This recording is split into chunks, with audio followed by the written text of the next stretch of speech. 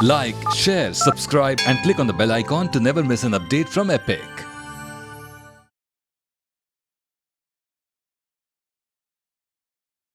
दो 2300 साल पहले एक ऐसे एक्सप्लोरर जिन्होंने प्राचीन भारत पर सबसे पहली किताब लिखी, उनका नाम है मेगास्थनीज। भारत के किस सम्राट के दरबार में वो राजदूत बनकर गए? भारत में किन रहस्यमयी जीवों को देखकर वो चकित हो गए और कौन से देवता उन्हें हर्कुलिस जैसे लगे? आइए देखते हैं।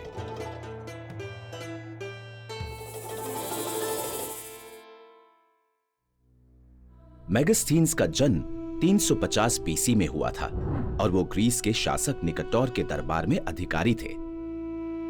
निकटोर ने अपने राज्य को बढ़ाने की कोशिश में भारत पर आक्रमण किया, पर उन्हें सम्राट चंद्रगुप्त मौर्य से हार का सामना करना पड़ा। तब उन्हें एहसास हुआ कि भलाई चंद्रगुप्त से दोस्ती करने में ही है।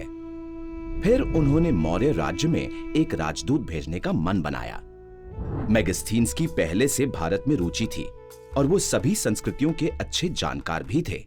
इसलिए निकटोर ने मेगास्थनीज को भारत के लिए अपना एम्बेसडर चुना और पाटलिपुत्र भेजा।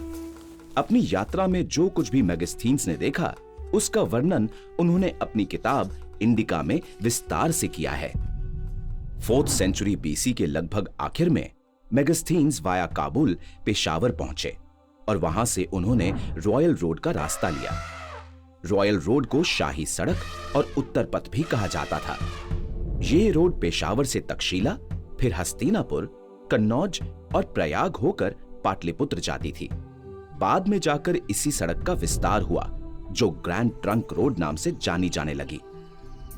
रॉयल रोड पर सफर करते समय मेगास्थनीज को यह एहसास हुआ कि ग्रीस में भारत को लेकर कुछ गलतफहमियां थीं। जैसे ग्रीस में भारतीय लोगों को इथियोपियन सभ्यता से जुड़ा मानते थे, लेकिन यहां आने पर मेगास्थनीज ने देखा कि भारतीय लोग बिल्कुल अलग हैं और यहां कई प्रकार की अलग अलग जातियां हैं। और ये बहुजातीय समाज बताता है कि भारतीय लोग दूसरे देश से आए लोगों का स्वागत करते थे और उनके साथ मिलजुल कर प्रेम से रहते थे। ग्रीस में लोग ये मानते थे कि भारत हर तरफ से लैंडलॉक्ड है, लेकिन यहां आकर उन्होंने देखा कि भारत का आकार चतुर्भुज यानी क्वाड्रिलैटरल है, जिसके दक्षिण और पूर्व में महासागर हैं। मेगास्थनीज जब पाटलिपुत्र पहुंचे तो चंद्रगुप्त ने उनका स्वागत किया।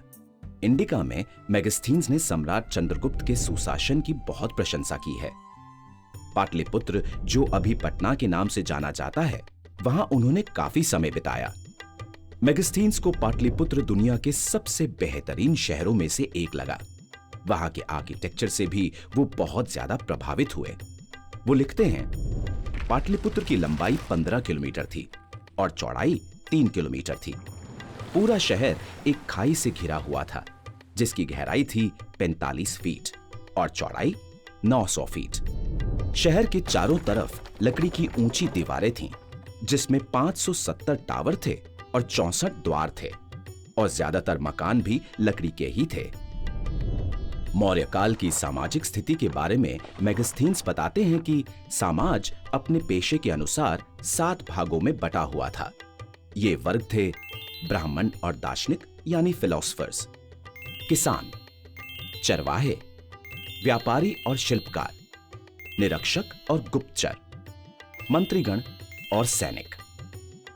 चंद्रगुप्त की सेना की सबसे खास बात जो उन्हें लगी वो ये कि उनकी अपनी जल सेना थी, जो समुद्री लड़ाई के लिए भी तैयार थी। मौर्य सेना के युद्ध कुशल हाथियों को देखकर वो बिल्कुल चौंक ही गए। इतना विशालकाय जानवर मेगास्थनीज ने ग्रीस में ना देखा था और ना कभी सुना था। वो मौर्य सेना की इस कुशलता से और भी अचंभित थे कि इतने विराट जानवर को वो वश में कैसे करते हैं। उन्हें तब खुद चंद्रगुप्त ने दिखाया कि कैसे एक बड़े से खड्डे का इस्तेमाल कर और खाने का लालच देकर वो हाथियों को पालतू बनाते थे। मेगास्थनीज को भारत में अलग अलग प्रकार के जीव जंतु दिखे, लेकिन कुछ जानवर उन्होंने भारत में ही पहली बार देखे, जैसे शेर, बाघ, गेंडा और अजगर। वो कुछ अद्भुत जानवरों के बारे में भी लिखते हैं, जैसे उड़ने वाले सांप और पंख लगे बिच्छू, और सबसे रहस्यमय जंतु सोना खोदने वाली चींटियां। उनके अनुसार ये चींटियां लोमड़ी जितनी बड़ी होती थीं और इनको देरदाई नाम की प्रजाति कश्मीर में पालती थी। सबसे खास बात यह है कि इन विचित्र मिथिकल चींटियों का जिक्र इंडिका से पहले महाभारत में भी है। इंडियन माइथोलॉजी और ग्रीक माइथोलॉजी में उन्हें काफी समानताएं भी लगी। बल्कि जब मथुरा में मेगास्थीन्स ने कृष्णा के भाई बलराम की कहानियां सुनी तो वो कंफ्यूज हो गए और उन्हें लगा कि ये लोग हरक्यूलिस की बात कर रहे हैं, क्योंकि बलराम और हरक्यूलिस में उन्हें समानताएं दिखीं, जैसे दोनों गदाधारी और बेहद बलशाली थे। मेगास्थीन्स भारतीय लोगों की सादगी के बारे में लिखते हैं। ये लोग काफी खुश रहते हैं, आदतों में बड़े सादे और बचत पसंद लोग हैं। सच्चाई और नैतिकता इनके लिए बहुत मायने रखती है। आखिर में मेगास्थीन्स अपनी लिखी किताब इंडिका को लेकर ग्रीस के लिए निकल गए। इंडिका का विश्व इतिहास में बहुत महत्व इसलिए भी है क्योंकि इस किताब से ही पश्चिमी दुनिया को भारत का पहला सही विवरण मिला था। इंडिका अभी अपने पूर्ण रूप में नहीं है, लेकिन बाद में कुछ ग्रीक राइटर्स जैसे डियोडोरस, प्लाइनी, स्ट्राबो और आर्यन ने अपनी लिखी किताबों में इंडिका को कोट किया है और वही भाग अभी बचे हैं। इंडिका एशियंट इंडिया का और मौर्यन हिस्ट्री का भी एकमात्र स्रोत है और शायद इसीलिए मेगास्थीन्स को फादर ऑफ इंडियन हिस्ट्री कहा जाता है।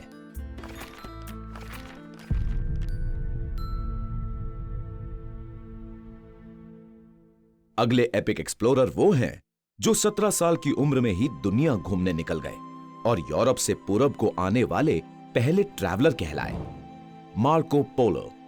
उन्हें कौन नहीं जानता। मोती खोजने का कौन सा अनोखा तरीका उन्होंने यहां देखा और जब पायरेट्स उनके पीछे पड़ गए तो उन्होंने क्या किया, देखते हैं नेक्स्ट एपिसोड में।